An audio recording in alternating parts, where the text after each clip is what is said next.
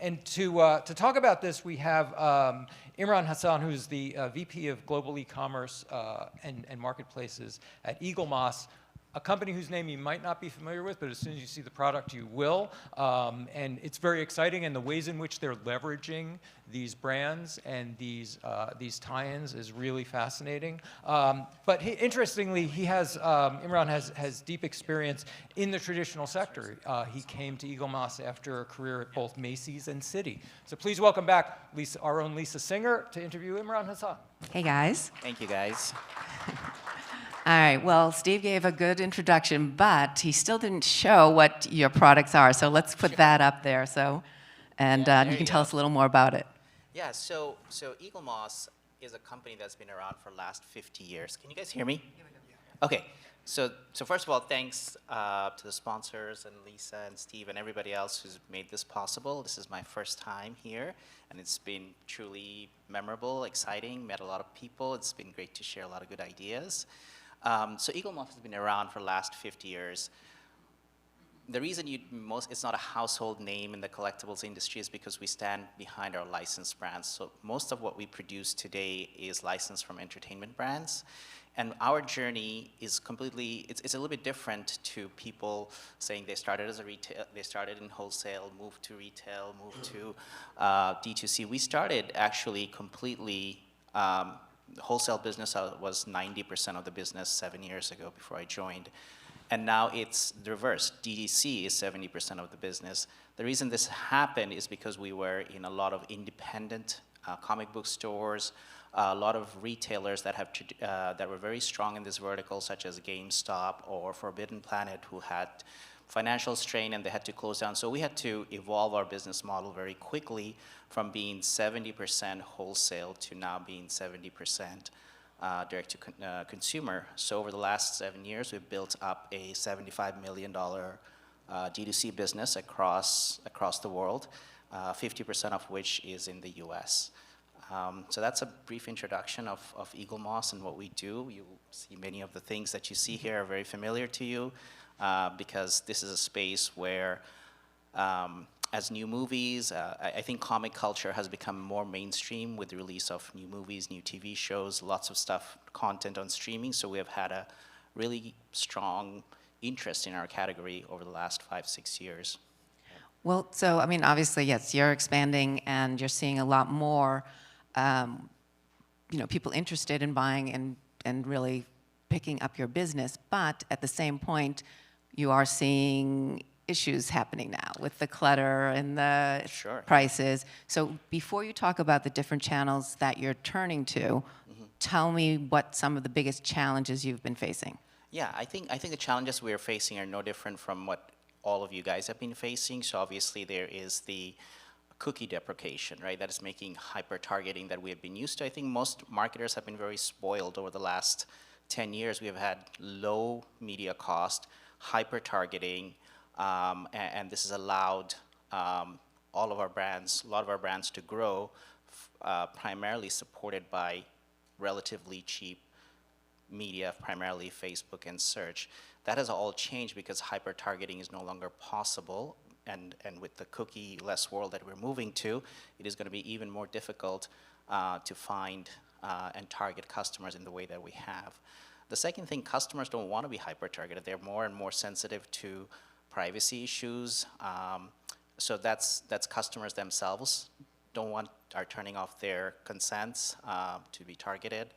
And lastly, with the change in throughout the pandemic, what we have seen is that there is an influx of new brands into the category, especially brands that were not investing as heavily.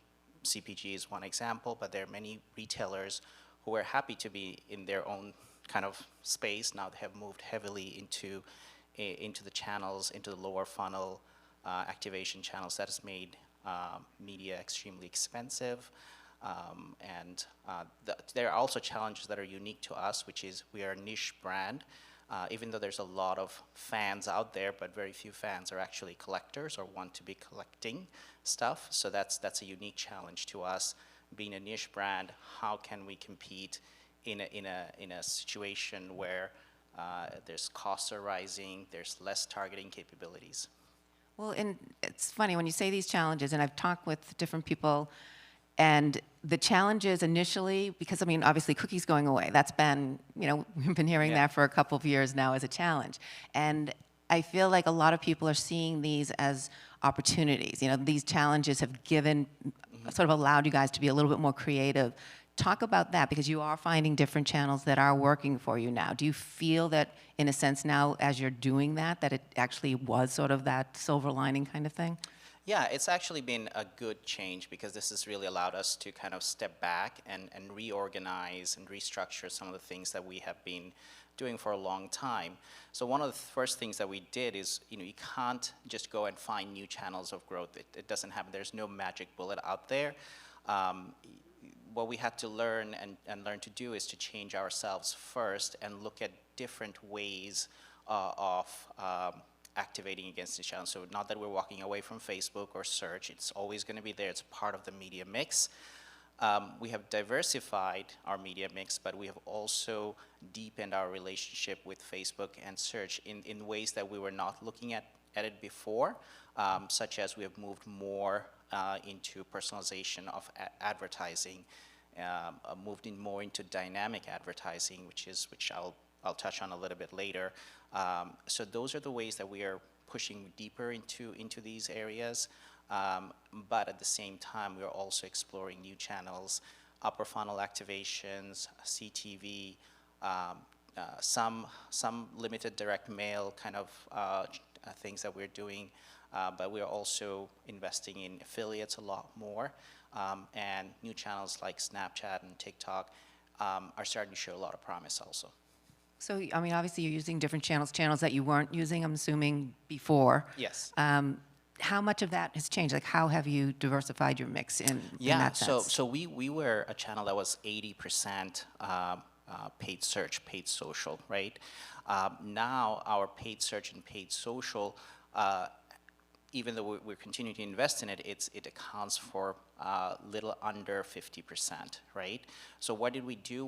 We invested in our brand, we invested in our community building activities, and that has actually made paid search and social a lot more profitable, or it's delivered a lot more contribution and profitability for us, right? So so that's one way to look at it, is upper funnel investment in brand advertising, as well as investing a lot more on finding new customers, finding new segments within our customers, and finding new audience.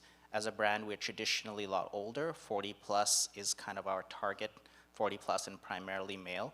So if you have seen the movie 40-Year-Old Virgin, that's the kind of person we're reaching. Even though he might be wearing a corporate suit during the day, but at night or during the weekends, he does go back to that character. Yeah.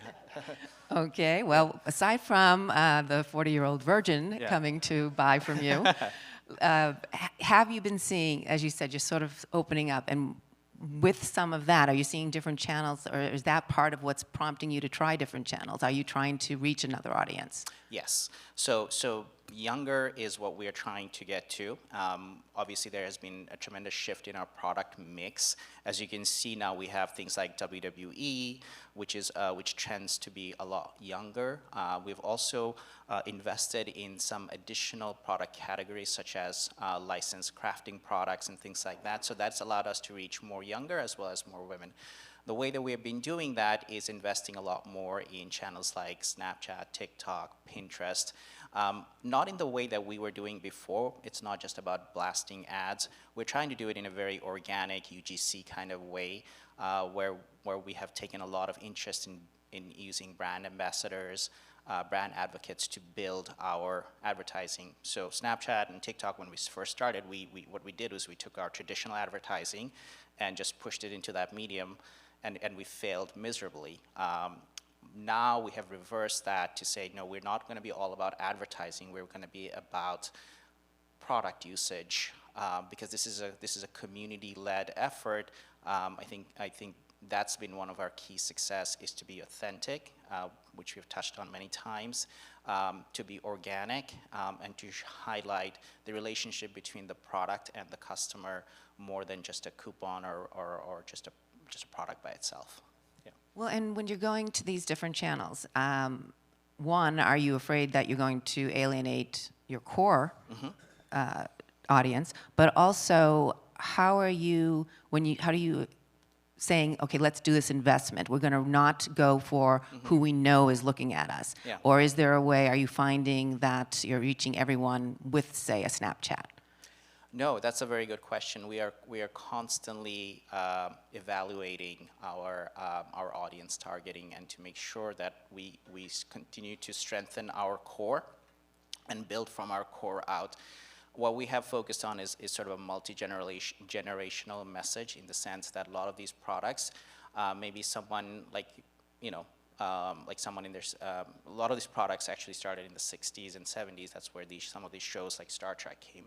But Star Trek is also coming back in a big way nowadays, and trying to go after newer audience. So it's a multi-generational kind of message. That's something that you can do with your family, grandparents, grandfathers with their grandkids. So we're showing a lot more. Messaging has changed a lot more to show that this is a type of activity that you can do together with your family. So that's one thing that has worked really well. And the other thing is, when we think about something like Snapchat, we think, oh my God, it must be all people in their late, early 20s. But all of these networks tend to grow in age over time. Their demographic changes. Today, if we look at Snapchat, it is on the same path as Facebook, which is, 10, 15 years ago, it was just kids. Now it's my grandparents in there too, right? So that's what's happening with Snapchat, and this is one channel that has really worked well for us, in a way, because it's a little bit more similar to Facebook in many ways, and we invested in building a community in it, so it's proven to be a lot more successful. TikTok is a much harder nut to crack because of the type of content that you need to build, but it is something that's showing promise as well. Well, I would think TikTok would be like perfect for what you guys do. Like it would be as long as you can, as you said, you need to make it authentic. Yeah. And you talked about you're doing a lot of UGC and getting brand ambassadors. How are you finding ones who are authentic and it's not just about, we'll pay you and you do it? Yeah, first of all, being there is the first step that you need to take, and then trying to learn from them in a way that we have that is listening more and talking less. So we've just been there participating in the conversation a lot more, so our community teams are doing an excellent job. And then we are waiting for people to raise their hand and to work with us. We're not trying to go there and super aggressively trying to recruit brand ambassadors. The biggest challenge in TikTok is its capabilities in terms of targeting and driving an e-commerce message is not there yet. It's going to take a little bit of time for it to reach that type of capabilities, which we have kind of learned to accept, which we know is available in things like Facebook and search.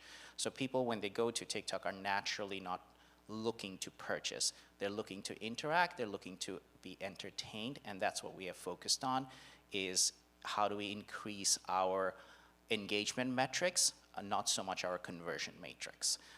So that also is part of the upper funnel activation that we're doing. All these messages that we're pushing out there, we're looking at engagement much more than just conversions. Well, and so, I guess let's talk bottom line in the sense you are investing in these new different channels. The prices are going up. How are you offsetting that? That's really an excellent question. So I think we talked about personalization and testing quite a lot. So we have moved into hyper-personalization, meaning that every aspect of what we do has to be able to deliver sort of a one-to-one targeting and messaging. So just like you personalize your website, with simple things such as cross-sell or upsell, you can do very similar things within your ads. You no longer have to show something that is static. It can be very dynamic based on the purchase behavior and the user behavior on the website. So if you're coming to a website, you're looking at a specific section of the page, we are able to show through some feed optimization. So this is one, what I want to do today also is to share with you some practical, tactical things that you can take away. So feed optimization, if you're not doing it, and if you don't have someone really looking into it on a daily basis, please do so. There's lots of good feed optimization tools that are out there. The one that we use is Feedonomics. It allows you to really build out customized experiences that you can push through your advertising. Whether it's just on retargeting, on prospecting, you should always be trying to customize and personalize to the extent possible your advertising. And that has shown high click-throughs. So as advertisers, there's only two things that we can control: click-through rates and conversion rates. And those are the two things that we are focusing on, because CPM, CPCs, those are all market-driven, but the two things that we can control is click-through, and we have, through personalization, we have actually improved our click-through well over 20% in the last year and a half. So that has been our biggest achievement in terms of fighting or offsetting some of the costs. And other thing that we had to go back and do quite a lot is site optimization and your traditional conversion rate optimization projects, right?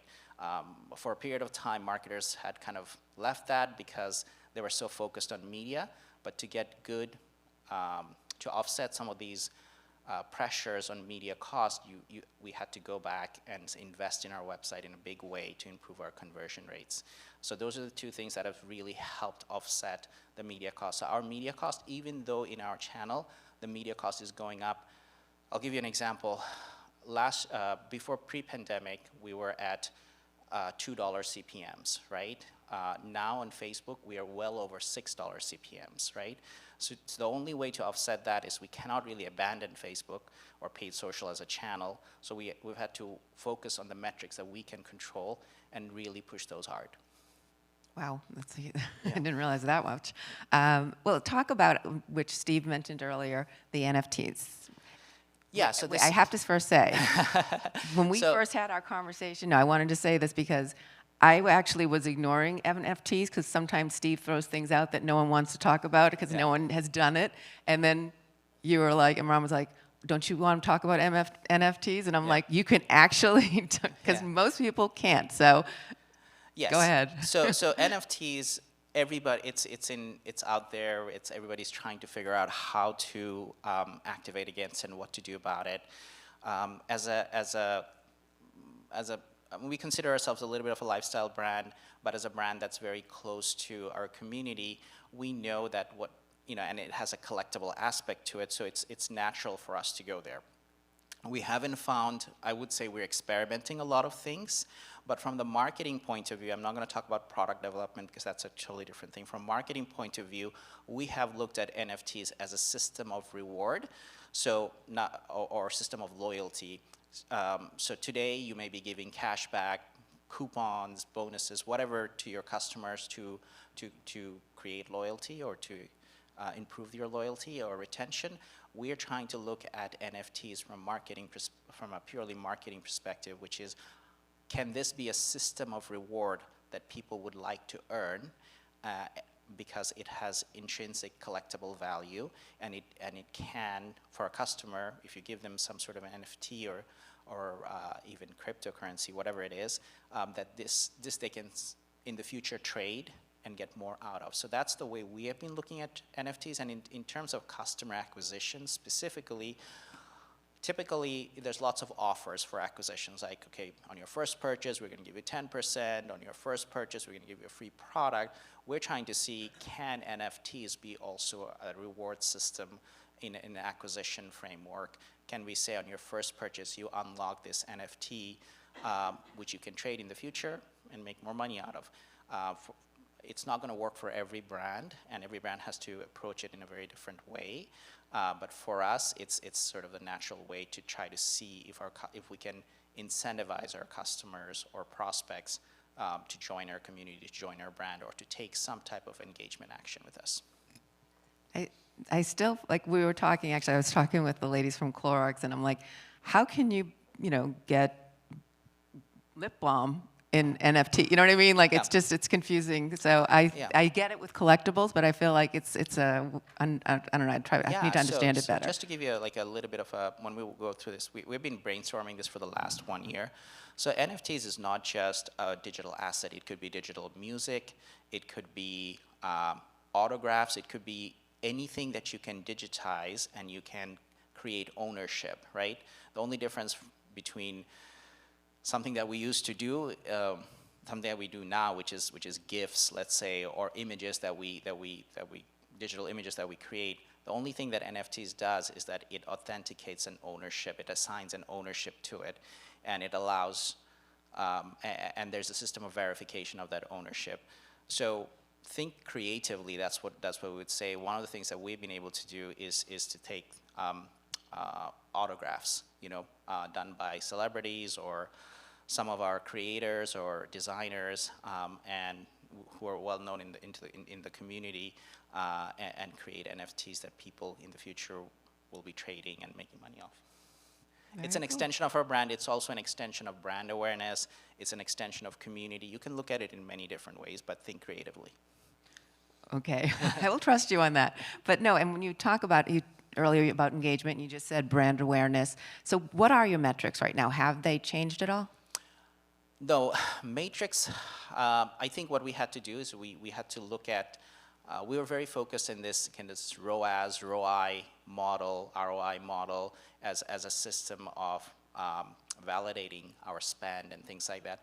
We had to look at it in a very different way. First of all, attribution, invest in attribution tools. If you haven't, look at multi-touch attribution, multi-channel attribution. So all of those things we had to look at, and we had to look at it in a much broader scope than we were looking at it before. It's no longer possible to assign ROAS, or very soon it's no longer going to be possible. So look at things like long-term values, such as brand lift, such as do lift studies to see what mix of media gives you the best increase or best incremental increase in lift. So those are the things that we're focusing on. We're not moving away from traditional KPIs, but we're layering that with a lot of other types of KPIs that we were not looking at, which tend to be a lot more broader and is measured over time. So more holistically. More holistically, exactly, yeah.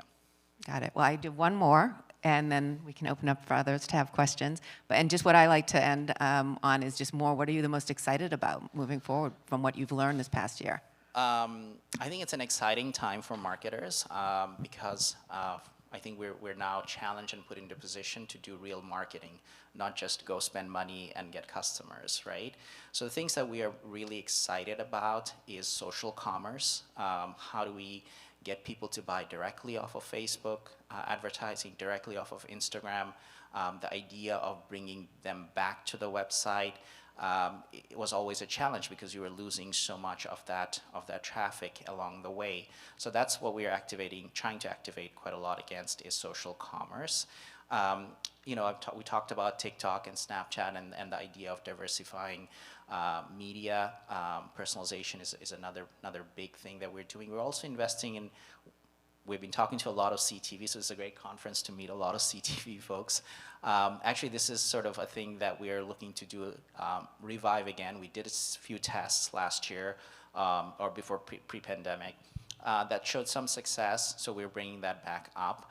I think those are the areas that we're really most focused on, is we have to continue to invest in the channels that we did, but how do we make those channels a lot more stronger and more profitable for us, and then look at upper funnel investment. Social commerce is a big one too. Great. We have time for questions. There was a lot in there, a lot of detail. Thank you so much for a lot of detail, Imran. That was great. I really appreciate that as a reporter.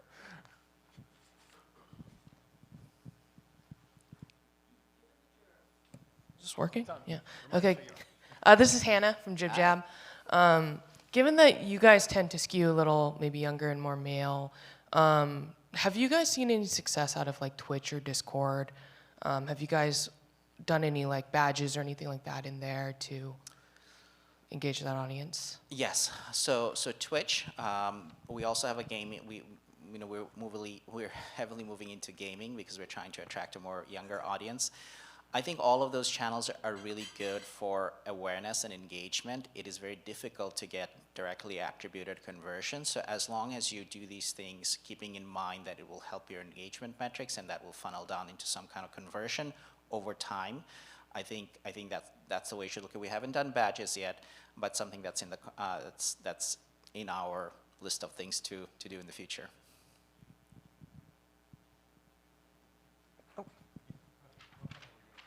When it comes to some of the upper funnel work you're talking about, or any brand building work, is it Eaglemoss as the brand, or Hero Collector Yeah, as the brand? so sorry about the Or- confusion. okay. So Eaglemoss is kind of our umbrella brand. Hero Collector is the vertical of sci-fi, nerd, and pop culture collectibles. So we do operate in a couple of different verticals, as I said. Hero Collector is our biggest kind of vertical. Sorry if that wasn't clear from the creative. For the feed optimizations that you're doing, Yeah. what channels have you tried and what channels have worked well? And then if there's Yeah. any that didn't work, I'd be Yeah. curious too. So feed optimization primarily, if you think about it, you can use it across all of your performance paid media channels, right? Paid search, social, even affiliates.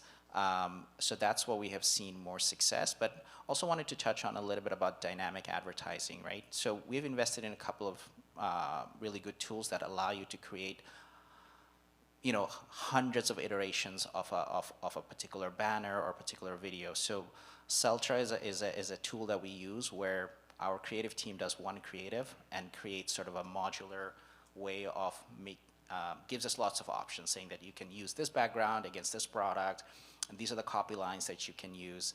And Celtra allows us to create hundreds of iterations based on click-through rates and engagement. There's another product that we've invested in recently, which is called Sunday Sky. Similar concept of video.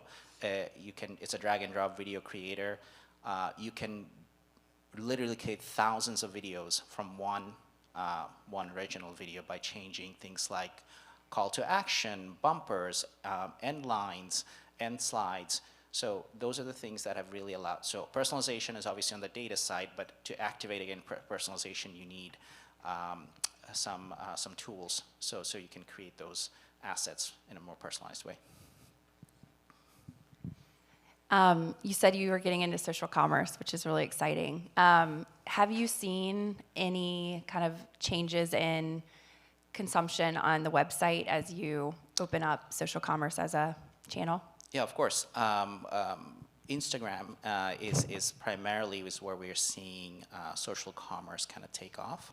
To a certain extent, Google also allows voice-activated purchases.